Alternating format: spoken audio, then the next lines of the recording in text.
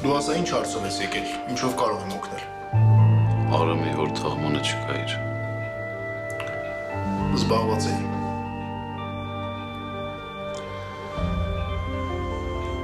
Ուստա Պարթևին հիշում ես։ Հիշում եմ։ Որ Շուշանյանի պայուսակը մեխել էին կաթորին ես ու դու, ծնող կանչեցին հորդ փոխարեն ուստա Պարթևը եկավ։ Հիշում եմ։ Բայց արի գործից խոսենք։ Ինչով կարող եմ քեզ օգնել, ասա։ Ուստա Պարթևը մեռավ։ Չես իմացել։ Զբաղված է իր այդ օրը, հարմար չէր։ Հա, երևի քեզ հետ չի համաձայնեցրել իր մահը։ Սխալ ա մեռել։ Ես հիմա խոսում եմ, բայց դու չես լսում։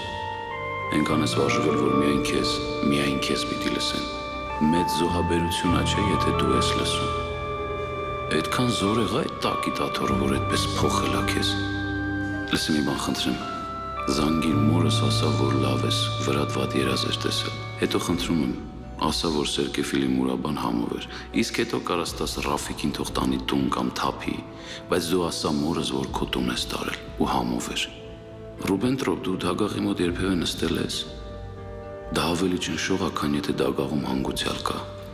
Ախր երբ այդ դագաղը դատարկ ա ներսում, ուրեմն կարող էիր նաև ինքդ լինել։ Մարդ ես էլի։ Լավ, գնում եմ։